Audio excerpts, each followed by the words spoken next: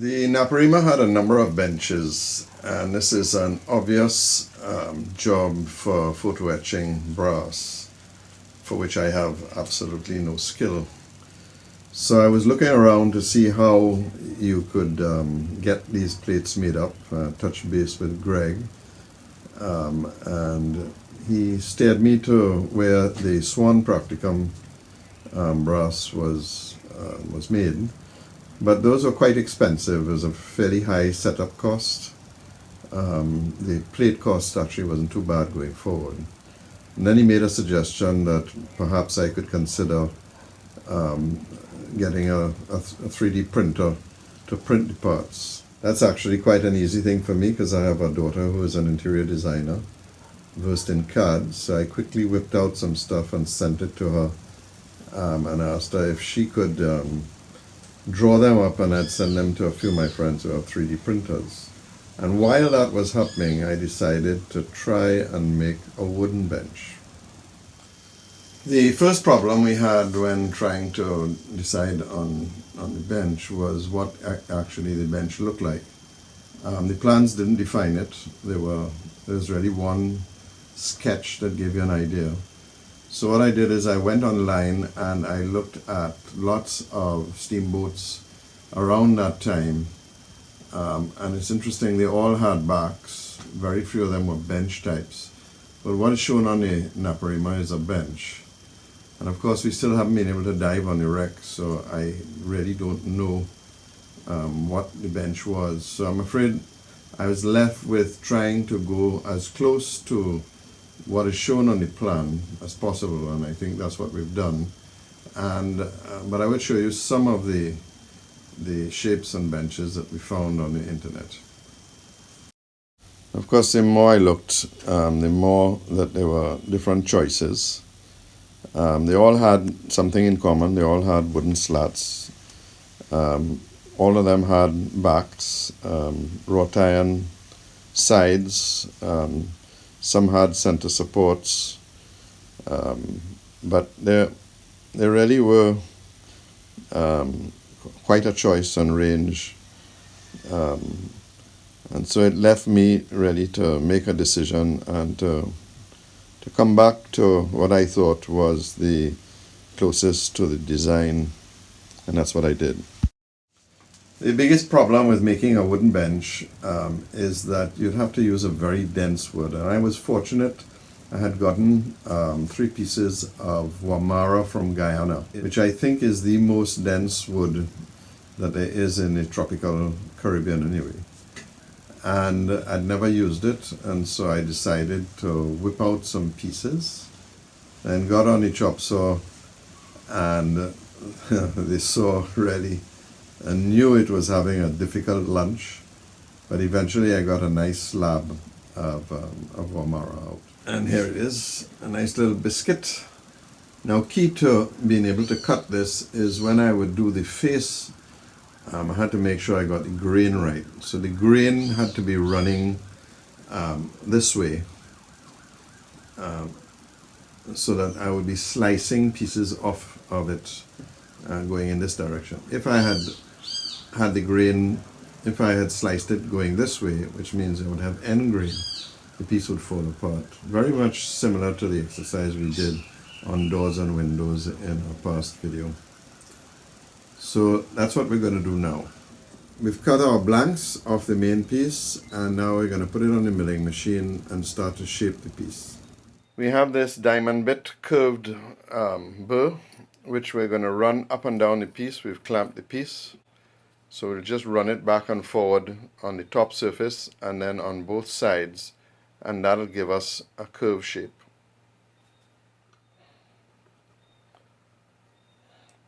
And when we're done, this is what it'll look like. That's the top surface, and there are the 2 sides. So now we're going to take that onto the table saw and cut off a series of biscuits which will become the sides of the benches. So now we're going to cut the little biscuits off using the Jim Barnes. We have a little spacer that I used to set the thickness of the biscuit. So that sets it. and just put it up against, take the saw off and turn it on.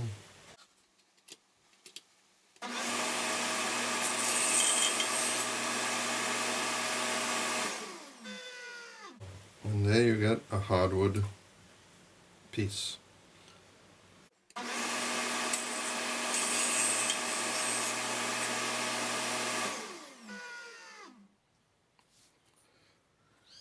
So we've done a few extra. We've done 12 in fact.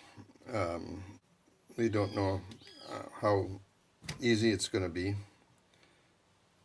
We don't know how many of these we're going to break, so it's always better to do more. And we still have quite a few left. The next challenge we have is to secure the support piece, which is going to hold the slats. And to make sure it's exactly the same, we've clamped it in a little jig here. Just an ordinary ruler.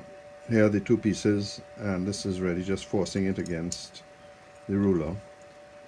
And that means I can take this piece and stick it here. I'll stick it with some CA. I'm using brass because the CA will stick to everything, and it's easy to get CA off of this.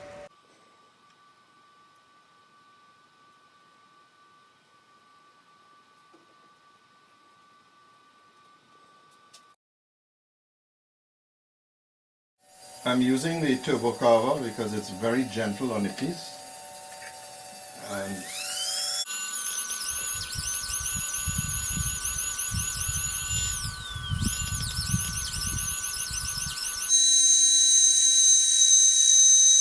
And with parts these small, it's always going to be a challenge to assemble them and to make sure they're absolutely flat. So we made up this little jig. I've waxed the backboard here so that they don't stick, and so we can push the pieces in.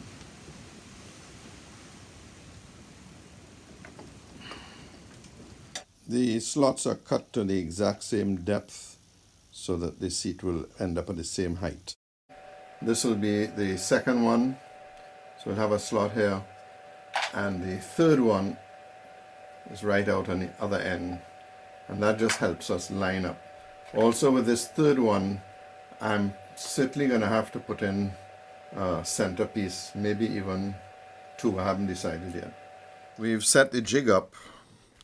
The two ends, one here and one here.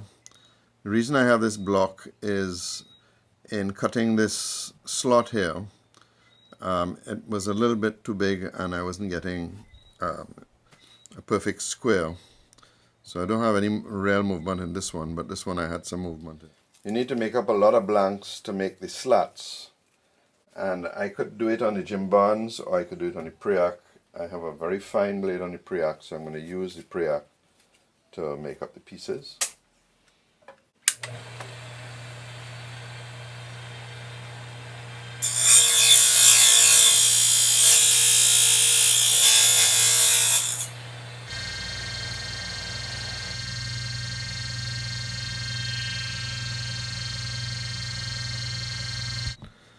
And we've cut 6 pieces because that's what it takes, and these sit flat in the jig, which means that we're going to get no movement at all, and that allows me to place the first piece flush up against the back. So I was getting a little movement on this side as well, so I've put another block in here just so that it doesn't move at all, and means the two ends are absolutely square, and that's no longer falling in. And now we're going to put a small amount of CA. With fine delicate pieces like this, you really do struggle to keep the pieces together. I do have little pieces of wire that I use as spacers to keep the various pieces apart, and that seemed to work pretty well. So let's see how that's come out.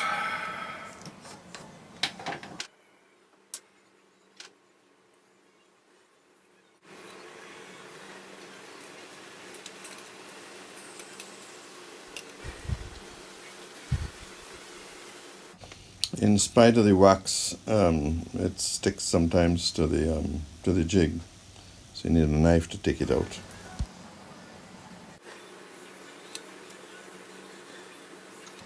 Put it in place actually.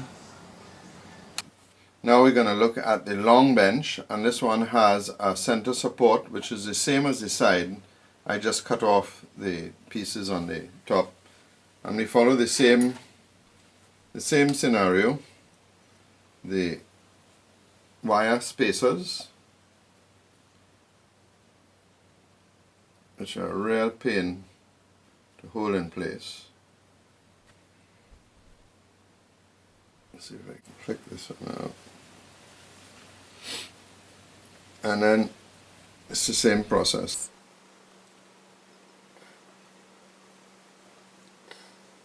Now because they're so long, we're starting to get a little bending. So I am putting the CA, and I use 2 little wooden blocks to make sure I put everything in place.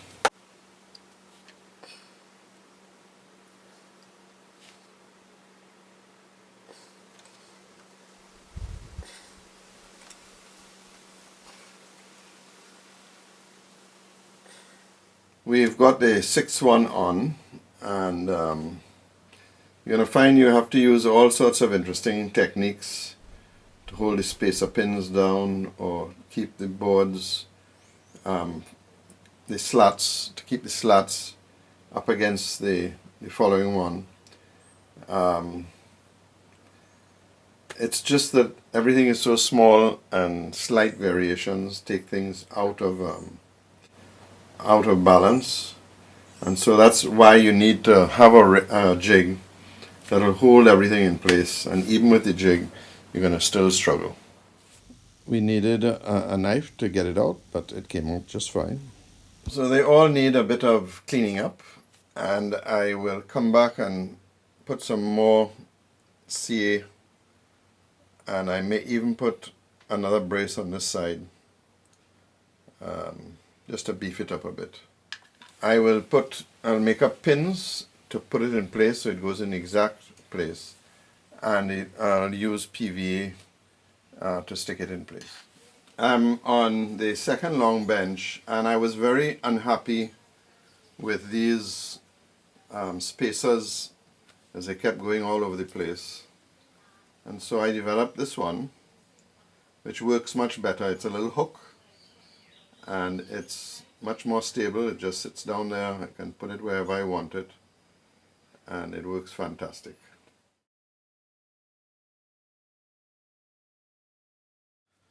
One thing about this hobby is every day you learn something more, something new, and certainly these little U-clamps, they're really working perfectly. So it's part and parcel of the wonderful process of model building. I'm going to bring this video to an end now because we've made up the last of the benches, and I'm very happy to get any comments, which brings me to my last little statement. These have been difficult times for all of us, and yet it's been a wonderful time for model building. Those of us that are fortunate to have a project like this. I've been self-quarantined now for 3 weeks, about to go on my 4th week of quarantine, and I think if I didn't have this model, I would have gone up the wall by now. So everybody, please keep safe, and quarantine as long as you can and as long as possible, because for most of us model builders who are over the age of 65, not a very nice environment to be outside. Been getting a lot of nice feedback from YouTube land, so I'd just like to say hi to Dave Porter. Enjoyed your emails, and happy to respond in any way, shape or form.